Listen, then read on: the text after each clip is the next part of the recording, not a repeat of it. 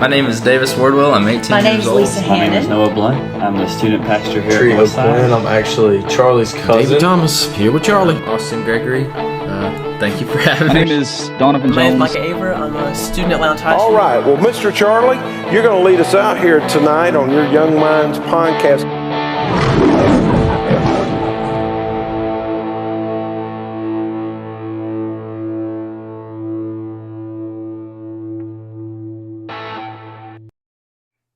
All right, welcome back to the podcast. I'm so happy to have our next guest on with us. Today we're doing another deep dive on cross-references in the Bible. Baines, it is so good to have you back on. So I was thinking about this the other day.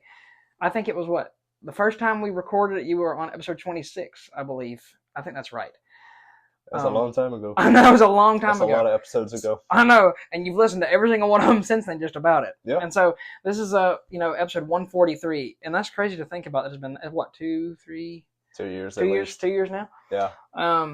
But to start off, this deep dive, what we're gonna talk about, like I said, with cross references. When I think of cross references, I think about that image that pops up. And if you haven't seen it, there'll be a description or a link in the description so you can go look at it. But it shows the individual cross references, like in the Bible, and it's over 60,000 of them. And I saw that image at Sherwood when I went with Gavin on that trip, and it's mind blowing just to see how much, and nothing contradicts. We know that, the Bible says that, we know nothing contradicts, but there's so many cross references from the Old to the New Testament. All the people who go and try to find contradictions become Christians. They do. Like C.S. Lewis or wasn't Lee there Strobel. I was about to say, because there was somebody I was thinking, some other lawyer. They tried to went, and there was a guy, he tried to prove Christianity was wrong, and he ended up becoming a Christian. I just don't remember the guy's name. I don't remember there's probably been a lot of people who tried to do that. Yeah. I remember hearing about the world's most successful defense attorney who won so many hundreds of cases in a row or something like that, and he set out on that to find out if Christianity was true, if it and he found the answer, and it was test. and that's so it's so cool because how God just kind of it's also like welcome home, child, but also you're wrong. It's kind of like that, it's like I had to prove you wrong to bring you in. So and hey, well, guys, we want to keep it respectful for all people. I just right. want to say, look up cross references in the Quran. Yeah. And that being said, the differences start. Because me and Baines were looking at that, before we started, and he's right. It's like what 5 compared to what I just say 60,000. I mean, that's crazy. I mean, there's literally, and I wasn't wrong. I don't know if it's 5, but you can definitely count in one sitting. Yeah, you can. You can count on your fingers probably how many was there. The cross references. But to start off, I think, what we're going to do is so what Baines has is I kind of have more of the science side of it, and then you got more of the history side of it. Which not that we can't. No, not that we can't bring in other both. parts. It Right. just kind of fell that way. Right. Yeah, when we were researching. Yeah. And I think we'll even talk about later some stuff that's even in our society, how we feel like, you kind of see some of the themes in the Bible in our media and stuff today too. So, but one of the cool things that, of course, when I think of cross references is, how you can look at one verse and then you look at another verse and then they're pretty much saying the same thing, but a different author wrote it, right? Or if it was during different times or, whatever, right? And so I've got a few of those examples, like Jeremiah 29:11 and Micah 4:12. They both talk about, knowing the plans that God's got for you, right? And you might be, worried about those plans, but it says multiple times that he's got you, right? Mm-hmm. And that's one thing that I think a lot of people struggle with for sure. And we have to remember that, there's over 20 times where God says that, or said in his word, that you don't have to worry about your plans or your future, even though, trust me, I'm a worrier. I worry like crazy, on everything. And so, of course, I hold on to Jeremiah 29:11 a lot, but another one, like I said, Micah 4:12 is another one where he says that. And there's other examples like Galatians 6:9 and Hebrews 10:35. That's not talking about plans for your future, but that wants to do with how the Lord can show you if you continue to do good, He'll bless that, right? And show you that however, or how if you keep serving, because I know sometimes I think we often get where it's like, God, I'm continuing to serve, right? In this area and that area, and you're like nothing's like no other opportunities are popping up. Like, I'm doing stuff for you. Like the reward doesn't come immediately. Right. And you're probably thinking, like, God, I've been doing this for, I don't know, 2, 3, 5 years. Like you want to sow what you want to reap what you sown. Right.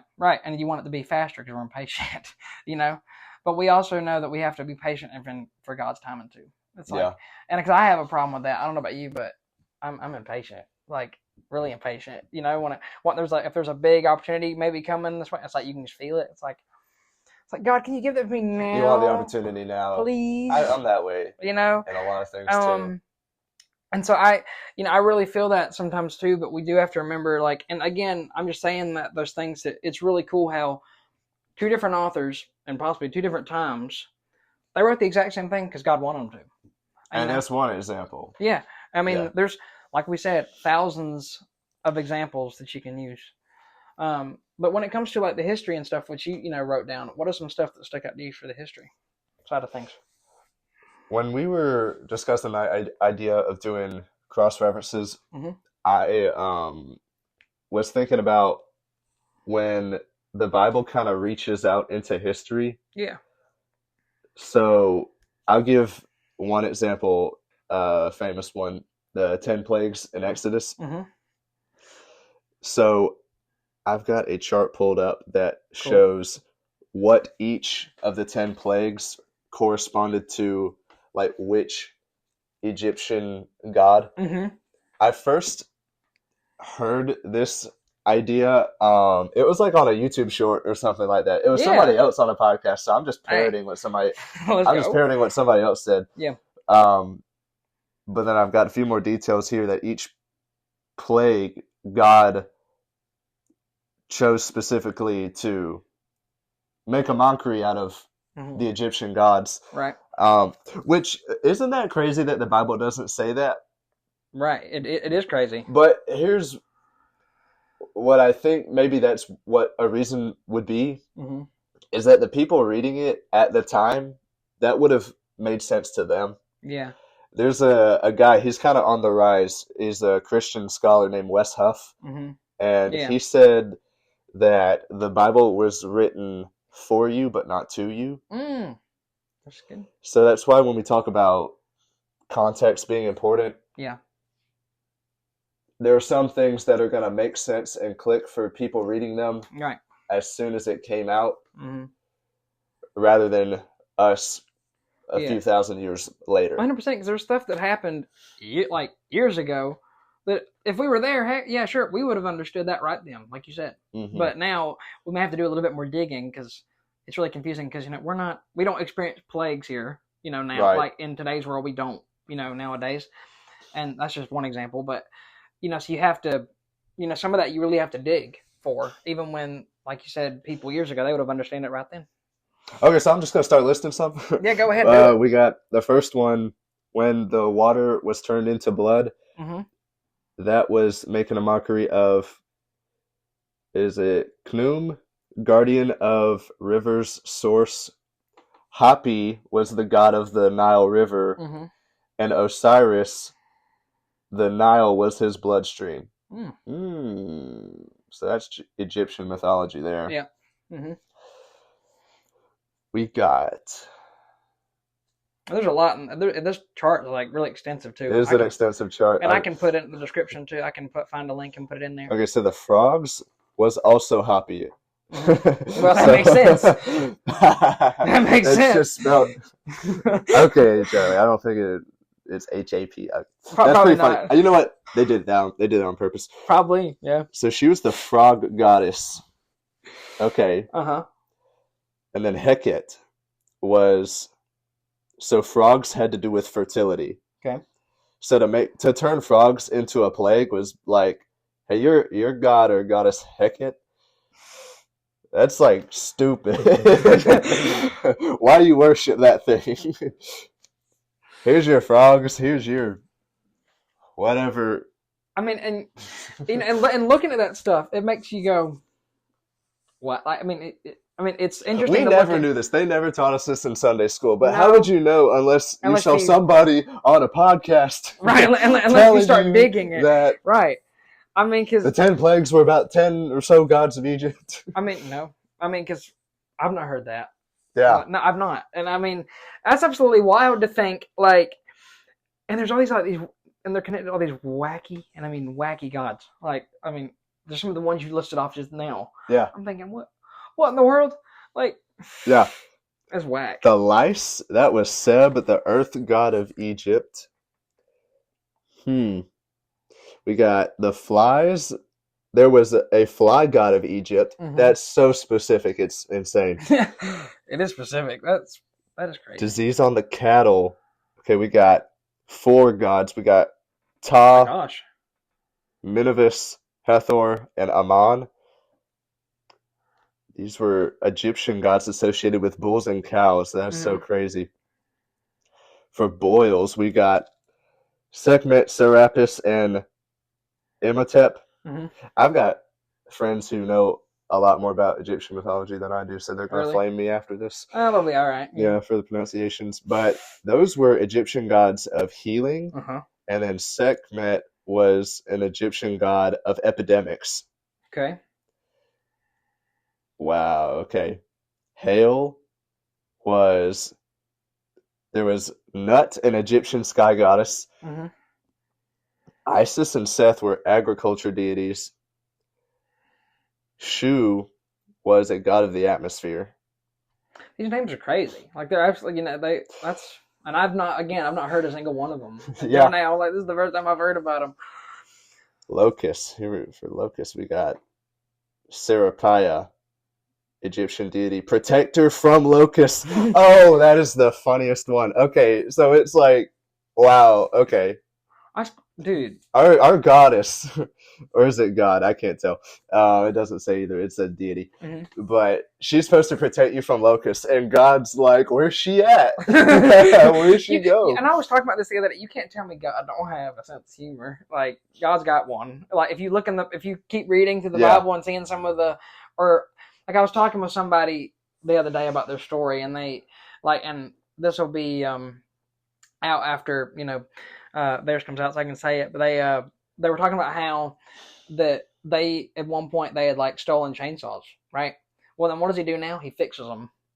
God's got him fixing chainsaws. He used to steal them, now he fixes them. Oh, this is the testimony of some people? Yeah, and Okay. he was like, and it was just the funniest thing. It's like, you can't tell me God don't have a sense of humor when it comes to either in the Bible or just in our testimonies. We're going to get into Elijah in a little bit. He has something funny. And it's not Elisha, it's Elijah. Yeah, because I know that, like... There's 2. I know. There's 2. Well, I'm saying... I think they were around in the same time. Right, too. well, that's the tricky thing, because I know that we were just going through that in life groups. Right. At Northside. And poor old Will's like, is it Elisha or Elijah? And then people, and he's like, it's Elisha, not Elijah, it's Elisha. And it's like, it reminded me of... Imagine being a non-native English speaker and I going know. to that. And then when he kept saying it like that, it reminded me of, like, it's not Leviosa, like, like Harry Potter It's thing. Leviosa. And we'll talk about, like, and the reason why I said that is because we'll get into, like, that movie specifically later. Oh, yeah. But yeah, that's crazy. All those gods and stuff like that. Yeah.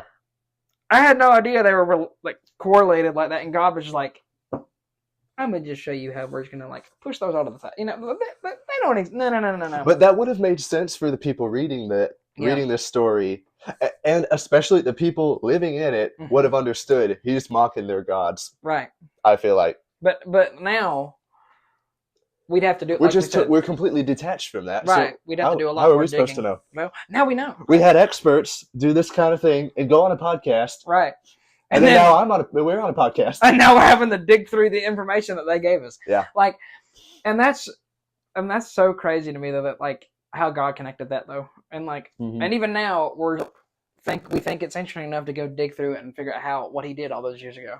Yeah. And I mean, that's part of the history of it, And, one of the things that I know we're going to talk about, too. Talk about some science. Yeah, sure. So one of the things that, lesson. I know that, I need to listen and everything, bro. But, one of the, I guess, like, common things you hear about is, like, I'm probably saying it wrong, but the laminin, right, is the, the part of your body where I think we all have it, but it's shaped like a cross. It's like a part of your DNA that like we all have, and it's shaped like a cross. And I mean, just that is like they're talking about the enrich. Oh my gosh, I can't say the word. It's like it's like on the tip of my tongue. Enrich. Oh my gosh, I can't say the word. I think you know what I'm trying to say, but like I'm trying to use too big of words. But honestly, what are you trying to say? What are you trying to say?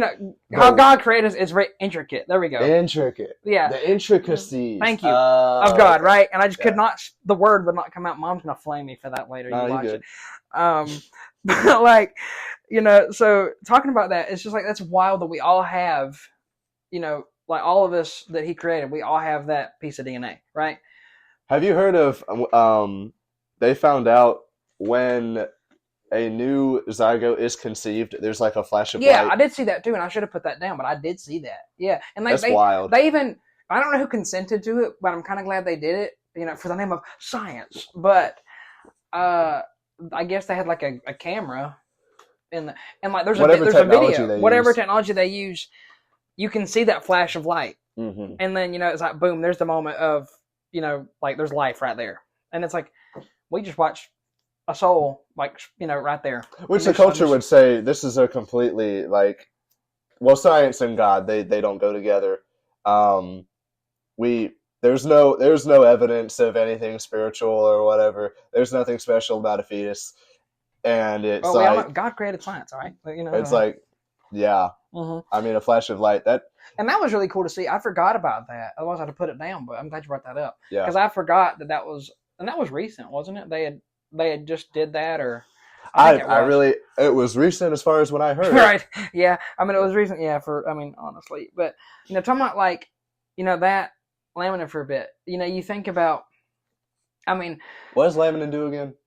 So I think when I was looking at it and I was trying to figure out what it does, it's held together by your cells and your body, right? Okay. But if we didn't have it, like we would like our bodies would just not be able to be held together. Okay. And I thought that was a really interesting parallel. And again, if I'm wrong about this, please tell me, because I might be.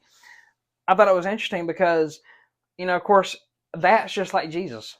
He holds our spiritual like bodies together, like He holds our soul together, right? Just like that laminin holds our bodies together and helps us physically stay, as a person.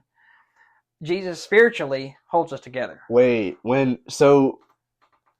God, like in the beginning, there was nothing, and then God said, "Let there be light." Mm-hmm. It's like when He creates, there's light, and so when a human being is created, there's light. Right. Oh, that's crazy. So you were talking about when that spark of light hits. That's what people were saying. Is that right? It's like a form of creation. Right. Yeah. Isn't that crazy? I know your brain just went. I never thought of that. No. No, but I mean, and so it's like how Jesus keeps our obviously our spiritual walk in check, and keeps us steady minded, things like that. That's what that laminin does. It keeps our physical form, in check, I guess, if you will. Well, after creation, God is still holding the universe together. Mm-hmm. So after He creates you, He's still holding you together. Exactly. Wow. Yeah. There you go. And another thing that, of course, I was looking into, and I try to dig into a little bit more, but some of this stuff, and I'll just be completely transparent and honest, it's really hard to find information on it. Like if you're not a scientist, there's a lot of prerequisite knowledge that you need for it to make sense, and that's not for everything, but some things are just right. There's a lot of words, and I'm like, my gosh, there's a lot of words. These are a bunch of big words that I don't understand. I mean, I guess that's why doctors have to be in school for so long. Yeah, like I mean, and another thing that I was looking into, because I know I've heard about it, that, and I wish I should have looked like what the individual like coding was more. Mm-hmm. But like, in our DNA for all parts of our DNA for every human, like I think 10565 is the DNA coding that spells out Yahweh, right? Mm-hmm. And that's so intentional, right? And I mean, by God, that's His name right there, and He put it. Yeah, because Yahweh is 4 letters. Mm-hmm. Yeah. Yeah, you had to check me right there, didn't you? You're trying to fact check me right on the podcast. No, I do. We're not fact checking. We're just gonna say whatever, and the audience has to. That's right, check. And then I have to get fact checked. We're in too deep. But like, and I was trying to find again. Like I said, some of this stuff is really difficult. Like you can't just get a basic answer. but I think it's our lungs or either it's our eyes. Like I don't remember what body part it was, but it's like, so if you zoom in with a microscope, they look like trees. They look like tree roots, or it's either maybe our veins even. You can look at that. I mean, you can look at what would you say, a lightning strike, or the veins in the lungs. Yeah. Or not? Are they veins? What are they? I don't. What are they called? I mean, I don't know if they're just Roots? like. If, They're like trees. Yeah, I think they probably would be like. They're probably more like just your airways, like you're the. Yeah. Wait, so Lungs, hold, tree roots, I was about lightning. I was about to say, wait, with like, especially with like, so that's how leaves, veins or something. So with the roots, that's what keeps the trees alive with oxygen and all that. That's the same way with us because they get oxygen from, they get nutrients from the ground. Right. Yeah. And they make oxygen. Yeah, but I mean, we do the opposite, but it's the same. Yeah. Breathing. But I mean, again, system. all that right there. Guys, I'm probably so scientifically inaccurate. Same. So all the bio majors listening to this. Don't correct me. I don't care. I'm not going to talk about it again. But I'll forget it as soon as you. But like, I mean, it's just wild to me that like, so like you said with lightning, and then your veins, and then tree roots, and then just a few other a lot of other things. They look, I mean, and you can't tell me that somebody didn't create that, because look how similar they are. He was inspired by what he already created to make us, right? And then also too, I was going to bring this up just because I know it's like for me personally. So God creates our bodies to be able to our bodies are really smart, and they can rewire themselves to do, and the reason why I bring that up is because, like for me, so when I was younger and I had a bunch of brain bleeds going on, I don't know how. This was God. I don't know how this happened, but my head or my brain, whatever, it was absorbing the blood instead of it, affecting me mentally or whatever. It absorbed it. They were like, where'd it go? And so, it's really cool to see even God working in that. And God will, God will be like, hey, He allows us for our bodies to, He's made it that way to where it can be reworked. I mean, we can live off of one kidney. We don't need both. Yeah. I mean, you can live off of 0 appendixes, and 0's a low number. That's one of the first questions I'm gonna ask God when I get up. Why do we even have an appendix? If it's, what was the purpose? I think they found that it helps a little bit with the immune system, but not to the point where you need it to survive. Right, and then it's just gonna explode. Yeah. I mean, it's like a ticking time bomb that you got to get removed. It's like, really, that's the first question. The second question is, we lose baby teeth. Yeah, but I'm gonna ask that to grow adult teeth. And then the second one, why don't we just have teeth that grow with us? No, for real. It's the second one I'm gonna ask is, first it would be scary. Can you imagine a baby with teeth like yours right now? And then the second one is, why'd you create mosquitoes? Because what was the purpose? I guess to feed frogs, but that was about it. Because they I don't like them, bro. But what's some more history stuff that you got? So I found more stuff pertaining to kingdoms. So we've got Daniel he's in Babylon in the book of Daniel. And he gets several visions, but not only that, Nebuchadnezzar gets a dream as well that correspond. So why I thought of this as a cross-reference, how it's kind of like a prophecy. So it's like cross-referring to the future. Yeah. We're sending you back to the future. That just popped in my brain. Yeah. But it is 4 kingdoms that Daniel prophesies. It is the Medes/Persian kingdom, the Greek Empire, the Roman Empire. And what is so cool about that is later in the Bible, the Bible lives through all 4 of those kingdoms. And all of this stuff happened in Daniel before those came about. Yeah. Even to the T. Okay, so it's in Daniel chapter 8 where he has the vision of the ram. I think people can't see it, but Baines' gears are spinning like miles of 20 miles an hour. I'm trying to make sure I don't mix anything up. No, you're good. I But- mean, because it's really good stuff. It's really good. But yeah, I mean, God uses a vision of like a goat and a ram to tell Daniel that first there's going to be like the Medes and the Persians over in the Babylonian area. Yep.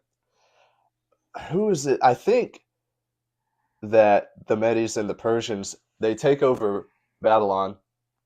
Oh, and then King Cyrus, he frees the Jews because he's king of Persia, and when Persia takes over, okay, I think it's Babylon, Yeah. Medes and Persians, then Greece, then Rome.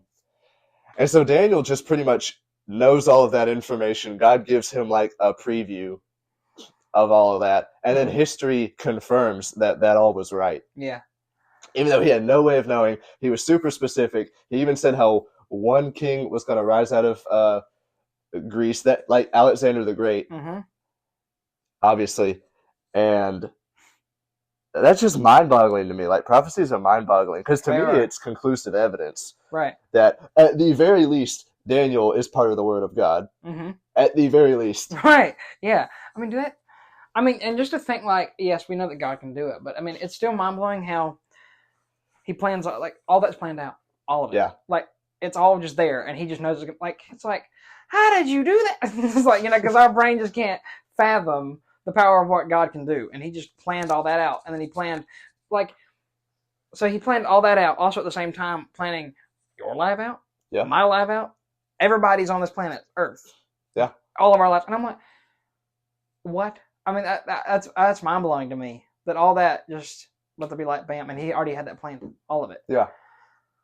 And then the rest of the Bible confirms like the historicity of this, because you got Daniel, he goes under the rule of Darius, Median king, and then Cyrus is the Persian, and then we have Alexander the Great, the Greek, and then we get around to Jesus, and it's the Romans that are in power, and then in Acts, and it's just like, well, obviously they would have known, yeah, that was accurate. Yeah, we're living in it, right, 100%. That's wild, isn't it? Yeah. So the last little bit that I've got a research for, like, the science part of it, and I really thought it was interesting because we were talking about it before, was that, that essentially we all have, like, we're like about, a lot of humans have about 95 to about 99% the same DNA. Or is it 99.5 maybe? Yeah. I mean, I learned this from Jurassic World. Do you remember that? They were like, there's only like 1% difference between you and a dog or something. Yeah. But like me and you, we have a lot of the same genetic makeup, but there's like little things here and there that make us different. And I'm like, that's really cool. And also God's like, he created us the same so we can, have similar experiences and things like that, but also different enough to where they're also different. You know what I'm saying? So like we might have the same experience. Like we both went, like for example, we both went to high school, but they were two totally different experiences because we're two totally different people. Yeah. We're not the same. We're not the same. All right. Right. Even though it seems like we are sometimes. And it's really, really crazy. And going back to talking about, he lays that plan out, right, and lays the groundwork for our lives, right. Like, he knew from how we were going to look and all those little details that he was going to change just to make that 1% different from, your parents or whoever. He knew exactly how that was going to go. And that's just mind-boggling to me. I mean, he knows what we're going to look like when we're like 90, if we make it to that. Yeah. And I mean, if we're dead in heaven, we might be looking pretty good. No, for real. And this might sound like weird, but like, and I've, you bring that up. I've thought about it. This is like completely off topic, but so what? If we like, say, if we die when we're old, right? Yeah. But then we get the perfect body in heaven. Do we look youthful? Do we? I've wondered that. Like, do we? Let's say God puts you back in your prime, whatever that was. Yeah. Let's be honest. Our primes probably weren't even that good in God's eyes. Yeah, it's like, let me make it even better for you. Sure. Yeah. Like, and of course we've talked about this before. Talking about, because it talks about, him giving us the perfect body, right? dude, I can't wait for that because I'm gonna be able to run around like a fool, and Sure. not have to worry about like tripping over rocks, or whatever or anything else because I'm clumsy as all get out. But and things like that, and having to deal with medical issues and all that stuff. And I know that a bunch of people can relate to that because when Right. they've got stuff that, but also at the same time though, I know that they also realize that God gave them that to tell their story for a reason. Charlie's been listening to Homesick for Heaven by Phil Wickham. Too much. So Too much. Great song. Go check it out. Oh no, it is great. And the same, and Brandon Lake just had a new album come out too, so you might want to go check that out too. Oh snap! Yeah, I gotta listen to that. Mm-hmm. It is good. Yep. But it's just mind-boggling to me how there's, we're all the same, but also we're so different. Yeah. It just like Yeah. shoot, and we all have different professions, this and that, and those little differences. That piques my interest more Yeah. because of our interests are so. They're so different. You can't how do you even determine it? Because whatever calls to you, you can't really help what interests you. Mm-hmm. It all just kind of happens. Yeah, exactly. It does. And it's like podcasting interested you. Yeah, it did. For some reason, it just did. Yeah, because God Even called somebody- me to do it. I think it's part of it. Yeah. Is God puts a feeling on your heart to to do those things, and it's like, but it's also crazy because, like I said, we're made so similar, but also so different. Because with that being the case, Noah's a pastor. Talking about Blunt, Noah's a pastor. Yeah. And you're a cautionist still. So what's not to say that even though if we all did the same thing, that'd be boring. But it's just weird. It's We just don't have a crazy. society. You need No, it's just crazy somebody to me though. specialize Like in stuff. I know I'm probably repeating the same stuff, but No. it's just wild to me that even with those little few differences, that can change the course of somebody's life. And we're not all the same. We're not all clones of each other, and who knows, we probably would get on each other's nerves even Well, more. it's like you go to pick any university, Mhm. and You've got thousands of the kids that are majors different. are relatively spread out. Oh yeah, how many would you say There there's? are some that are probably a major with a high percentage of people Mhm. a high percentage would be like 20 or 30%. Right. That's around the highest you'll see. You won't see a college really with 50 and above percent, No. unless that's what that college is for. Yeah. But a general university, Mm-hmm. kind of like UGA, you can major in about any discipline. Yeah. And And kids do. They yeah. choose to major in just They about do. any discipline. Dude, well, I'm just gonna say it because I know it made us laugh when we saw it. They're out here majoring in a SpongeBob class, all right, for marine biology, so they can major in just about anything. I almost took that. I know, and I wish you could have taken it. But even because I just think about it, even the twins, the Lay twins, Mhm. Sure they're twins, but and they act pretty much the same, but they do have some differences that people can point out. So there's even twins have the slightest little differences. Yeah. And and I'm and some people point them out to me, like, how do you notice that? Because I didn't see it, but I guess they have them. They're talking about one of them's maybe got a deeper voice, and then I'm like, huh? I guess I'm Try to not be around careful enough. what you say. I know. You're on thin ice. Oh, I know. Trust me. Thin ice. I don't want them to come after me, but But yeah, I completely see but what you're saying. and I'm like, well, I don't know how you noticed that, but I guess I'm not around them long enough. But it's crazy to me that even though, like I said, even though God was like, hey, they're twins, they're going to have a little bit of differences so you can tell them apart. And maybe he was like, so I can tell them apart. I'm kidding. God is just, it's such a novel idea for God to have twins, triplets. Yeah. Dude, I know that, speaking of that, Miss Natasha, she had them for a twin set for VBS. Yeah. They was the cutest twins in the world, but they were crazy. They were all over the place, but it's really cool to see that for sure. Right. But anything on the history side that Yes. you want Got a few more. Okay. to hit me with? So I Am want go to. dumber by the minute? I'm kidding. I want to talk about no. I'm kidding. No, you research the science stuff. I'm the dumb one. We're gonna go over to the Greek gods now. And I will say this: it was equally yes. hard to research this. It was, even I though, bet. researching this and what Baines is researching, it was so when you go and dig yourself, you might run into some roadblocks because I know we both did. But continue. Well, in the book of Acts, Uh-huh. by the way, one of my favorite books of the Bible. It is good. Because it's like, Godfather 1? It's like, how great was that? How they can't follow this up. Oh my gosh, they did.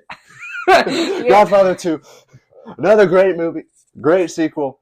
I think Acts is like the best sequel of all time. Mm-hmm. Yeah. Because it's like, you could have ended the story.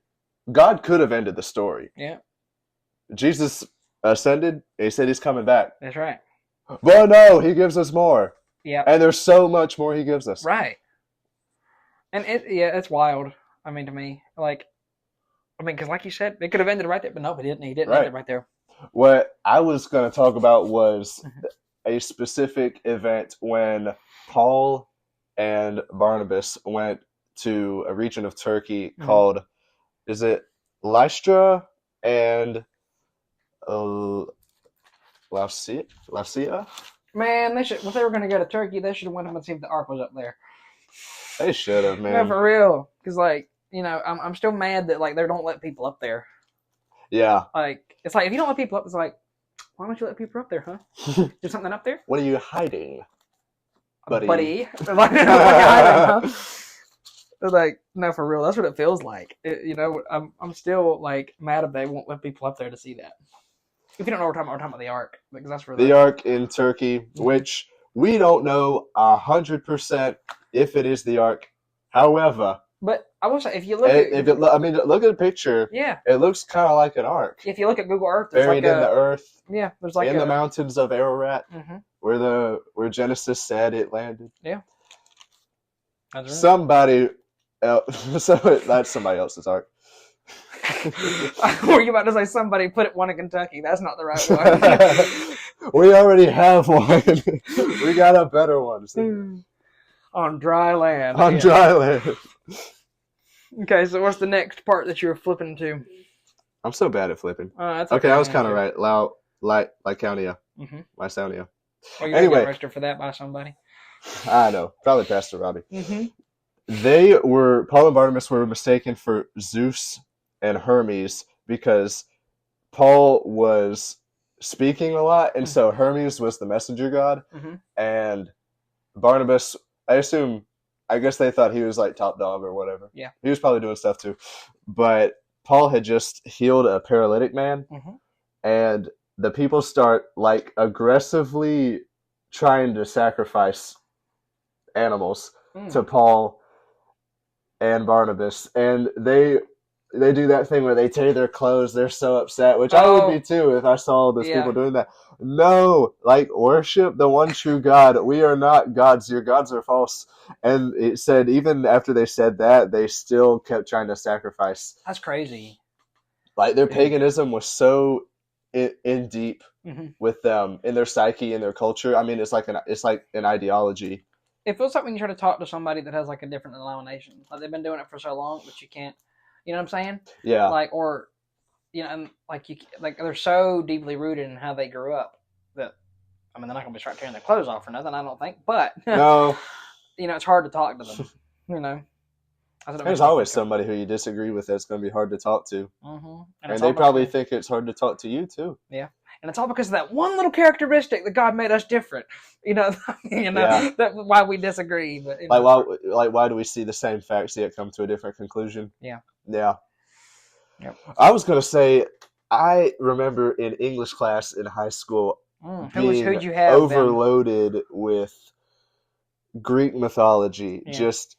I think it's probably starting from middle school. The English classes would teach us Greek mythology. Dude, I remember that. Yeah. Almost every single year, if not every year. Yeah. Who'd you have in high school during that time? Do you remember who the teacher was? Well, there's a few. The last one I had was Lori Bennett. Yeah, and she's a good one. Before then was Matheson.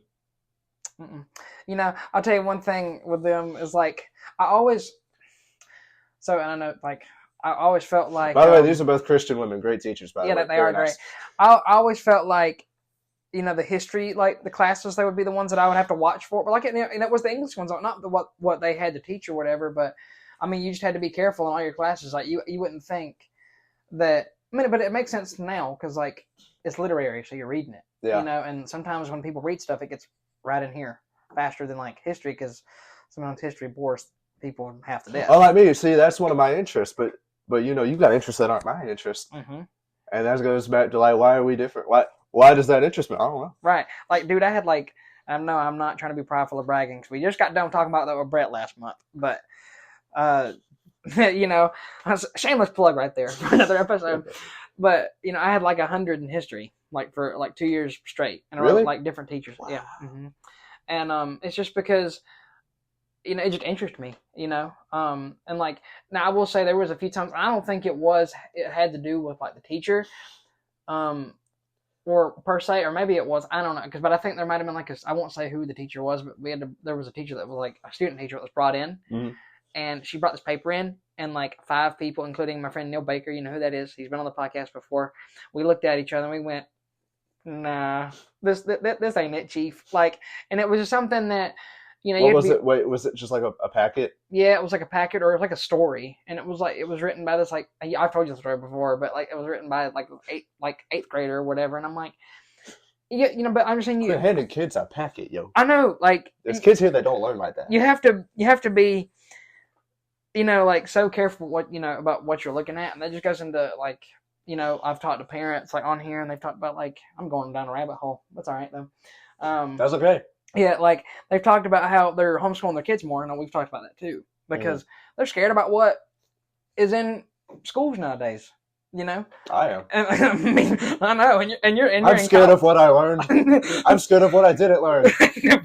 Dude, all of this they didn't teach me. Dude, for Which real. brings me to my point about the Greek mythology. They taught us so much Greek mythology and very little religion, probably except the history class, just to give you a basic overview of religions. And even then, they glossed over Christianity. Like, I mean, they did that. Like, I think we spent like a week on Christianity. Oh, yeah. Even that. Well, but I mean, why I thought this was significant was, again, the Bible is confirming its reliability in that they were in a Greek area, and they were worshiping the gods that we learned about. Yep. And it was not good for them. They were doing sacrifices all over the place. And one other thing, okay, in verse 11, I'm sorry, I haven't been saying like the chapter and you're good. And book or whatever. But like, so I'll say it right here. Acts 14:11. It says, when the crowds saw what Paul had done, they raised their voice, saying in the Lycaonian language, the gods have become like men and have come down to us. Now that's a short little blip. But I was like, let me look up the Lycaonian language, because it was significant enough for them to say that. Mm-hmm. So this is in the Turkey area, and which was like part of the Greek Empire, which was now part of the Roman Empire. And I looked it up. Lycaonian is a dead language, and it went extinct right about after Paul and Barnabas came and did this. That's interesting. I'm glad I looked that up. Yeah, that's interesting though. Because I have theories. With no evidence, no basis whatsoever, but I have theories. Oh, well, theories are always fun though. That's interesting though. That's cool. Like, why would they stop? How would the language die out? Right as they got, yeah. Right as they, I think stuff changes when a significant event happens. Oh yeah, 100%. So Paul and Barnabas, like them thinking the gods shifted came, the culture, and then right, they did shift the culture. Mm-hmm. I mean, to the point where their language they spoke went extinct. Yeah. I mean, though, let's be honest, they probably just started speaking Greek. Yeah, but I mean, that's crazy to me. It's like to the point where they, God used those guys and shifted like perspectives and probably, and thoughts and languages and everything. Yeah. Over there just by 2 guys. Yeah. Maybe the language was sort of symbolic of like their old ways. Yeah. So like the new ways. Oh, that maybe the new.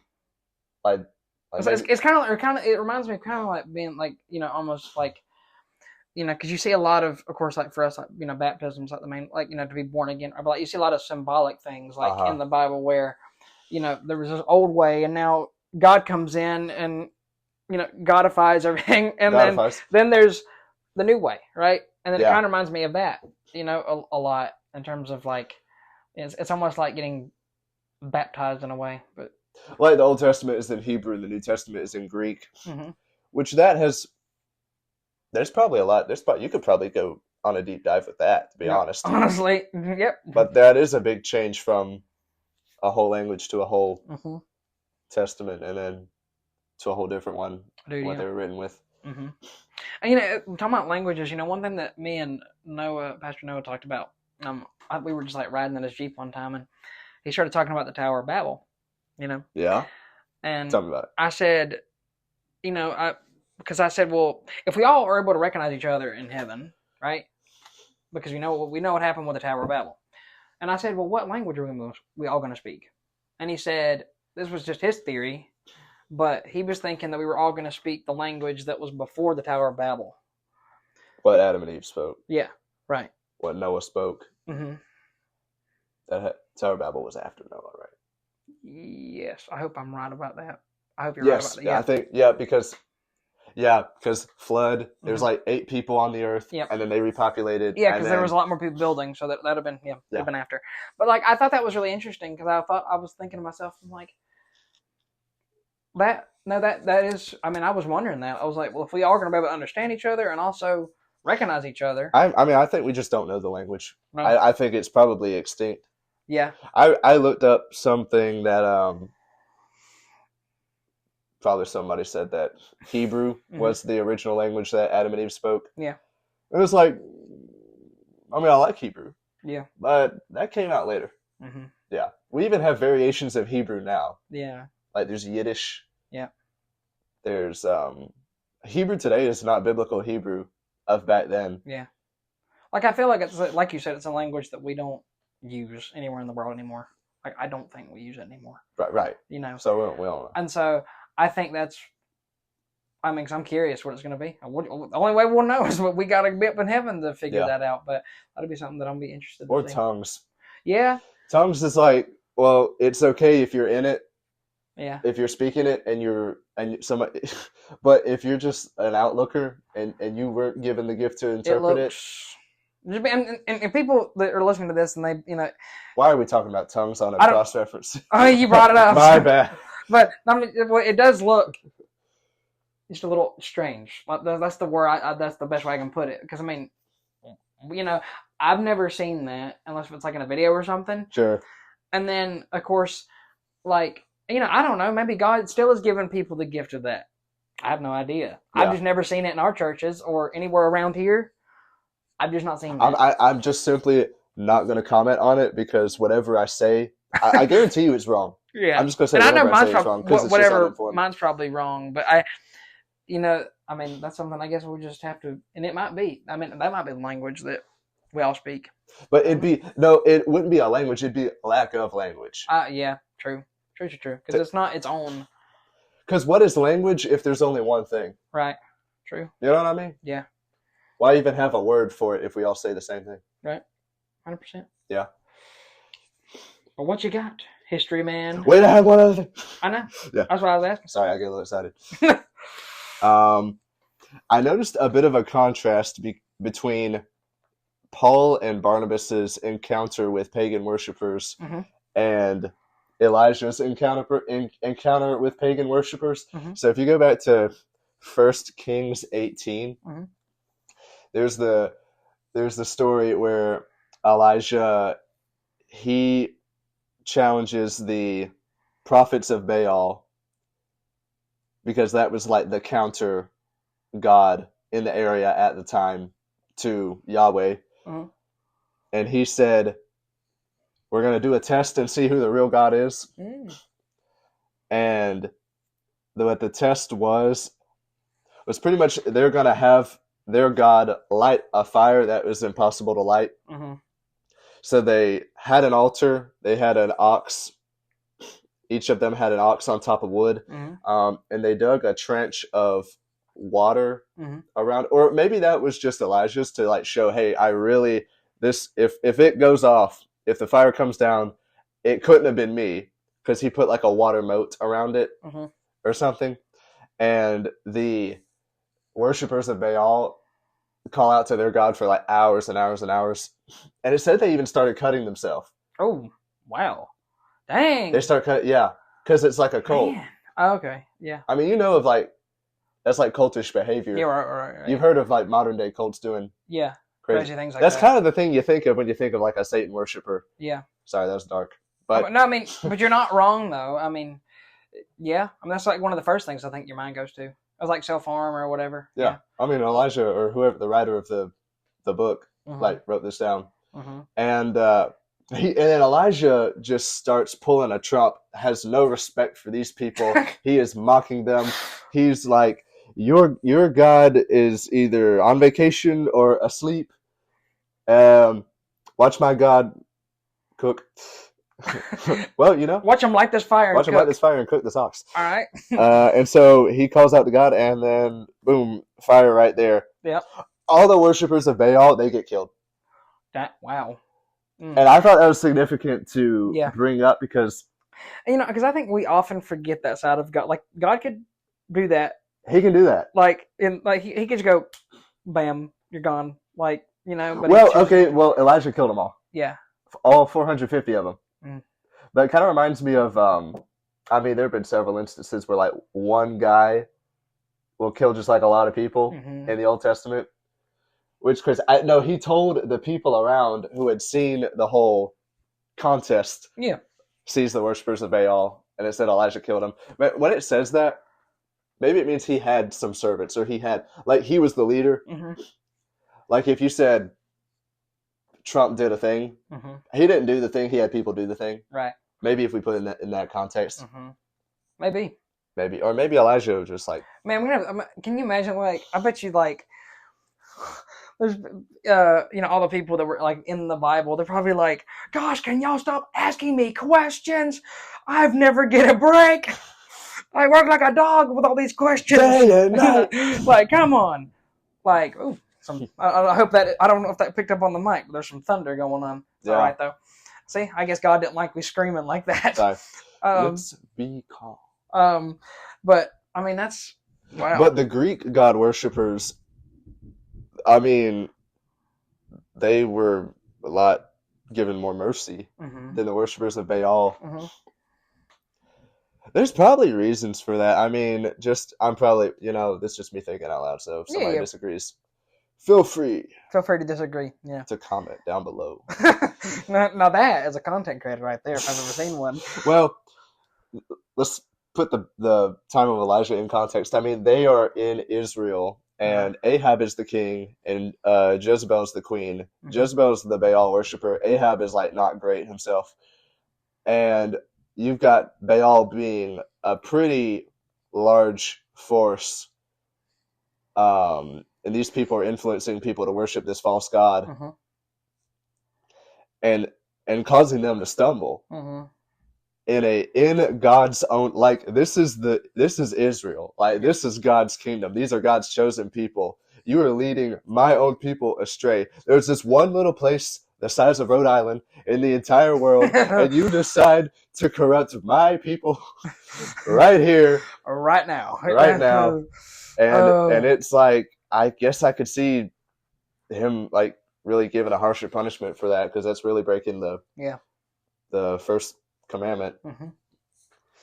100%. By taking God's name in vain. Yeah. But the Greek gods and the people in that area, I suppose this was Paul's mission, was to go to the Gentiles. And we kind of say, well, Pastor Robbie said this, don't expect someone to act like they're saved who's not saved. That's right. Yeah. I bet you these people, like the people in Israel, should have known better. Yeah, 100%. That's just kind of how I think about things. Did your mom not slap you on the wrist hard enough? You should have known better. No. Yeah. But one thing I did want to dive into before we wrap up is, talking about like how we see like the Bible's themes in film, things like that. Because we were talking about that before, right? like, 'cause I brought up Harry Potter, like I referenced it, right? Mm-hmm. I mean, just like, looking at like the good and evil side of, like, in films or whatever, and then you look at the Bible, it's like right there, or like with I think even like some of the stuff, like people have compared some of the stuff in the Bible to like with Star Wars, some of, not all of it, but like, cause of course like the Bible don't have laser swords, but that'd be crazy. Mm-hmm. But like some people have said, I mean, I thought in my head, some like, what if George Lucas was saying that the Force is like the Holy Spirit or something, because it's like the thing that surrounds all living things. It's like and I just wondered if that's like what his inspiration was. Or, I don't think any of these filmmakers have to necessarily be Christians. No, he's not. For the subconscious ideas and symbolism generated from the past to be still there in the collective psyche. I mean, because you see so many of the comparisons culture, now, and then you just kind of absorb that and you put it into a film, and it's like, well, that's good storytelling. Here's why it's good storytelling. Because it was already done once, right? In its most ultimate form. Right. And I mean, and I think like with the, like the Harry Potter stuff, like, I mean, I think, like, it's like, I think to do with like the sci-fi stuff, with all the good and evil and stuff, they're like you said, with like all these artists, and or if you're writing a book or whatever, film, whatnot, you see all these, like, where are they going to pull from? They're going to pull from the Bible, because it's the ultimate good and evil story. But who triumphs over the end? Jesus does, and God wins, right?